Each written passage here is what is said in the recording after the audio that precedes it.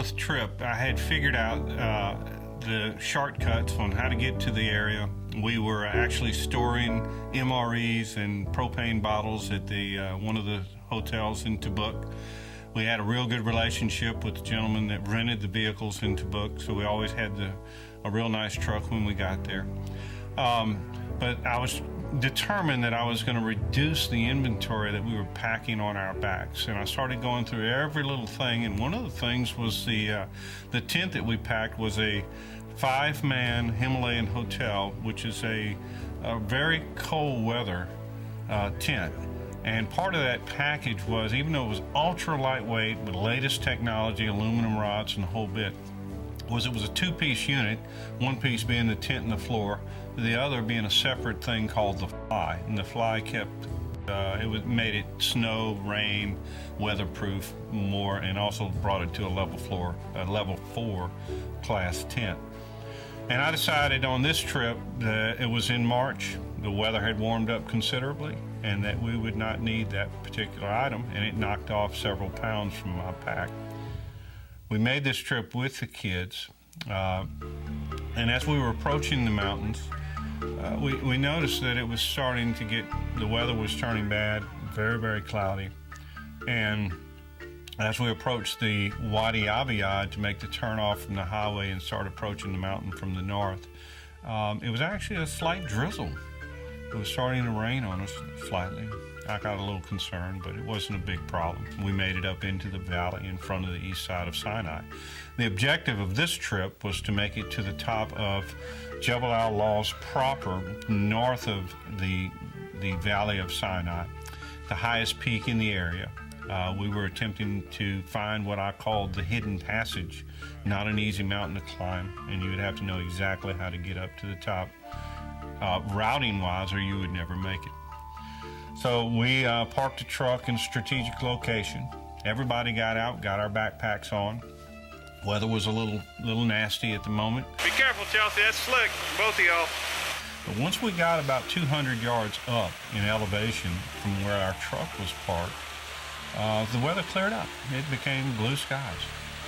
And we continued our climb until later on in the evening, when the weather disintegrated again and it started to drizzle on us. And a slight drizzle, wasn't very much, but I could tell the weather was getting bad. And so we struggled to find a location to put the tent down. Main thing is we're on an elevation, the ground is sloping, the rocks are prolific, you can't find any location. So we finally found a flat little ledge off the side of an enormous granite boulder that we were able to position the tent where we could get all the gear in the tent and get it set up properly. Well, by the time we got the tent set up, we didn't lose any time, because once we got set up, it really started to rain. The weather had deteriorated to that point, and not only did it rain, it was starting to get cold. So we got in the tent, and everybody was kind of snuggling down. We had goose down sleeping bags, but they were not waterproof. And what we found was, as we were laying there, that the drips started coming through the tent. The rain was coming in through all the seams, and all the zippers and everything on the tent were leaking.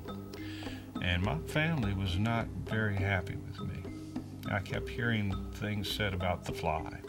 And we just started getting at each other's throats. And I could remember the argument going back and forth and how upset the kids were. And Chelsea turned to her mom and said, "Mama, why don't you pray this weather away?" And Penny was not very happy, and she turned around and snapped back at Chelsea. And she said, "Chelsea, why don't you pray?" Well, Chelsea, being an innocent little girl, says, "Yeah, okay." And she asked God right there, "God, please make the rain stop."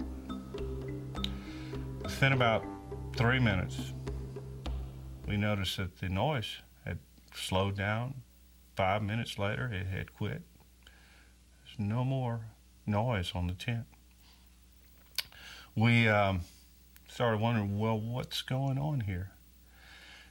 it also got very cold, and we could see our breath, and knew that the temperature had dropped. And I said, I'm gonna take a peek outside and see what happened.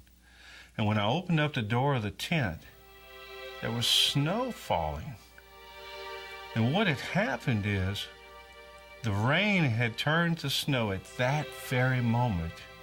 The rain turned to snow, and the top of the tent had frozen over and actually formed a cap of ice that was the fly, and it protected us from getting wet.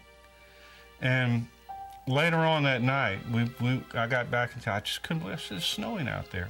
It snowed so much that the tent would start to sag in, and I would take my feet and push the tent up to keep the tent from literally caving in to where it would be right on top of us.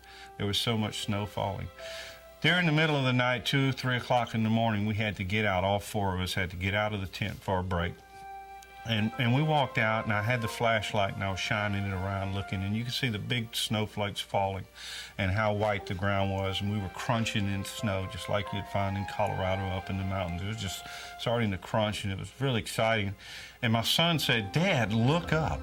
And I said, "Okay." And I looked up, and right through the snowflakes, you could see a crystal clear blue sky, not a blue sky, but a crystal clear sky. And the Milky Way and the stars were unbelievable. You could see shooting stars. You could see the Big Dipper was there. The Milky Way in great detail, as if you could stick your hand out and grab stars. It was that intense. The unique thing was that it was snowing all around us, not a cloud in the sky. It was a moment that we will never forget. We turned around and all of us looked at each other and said, "This is incredible," and all crawled back in the tent and went to sleep.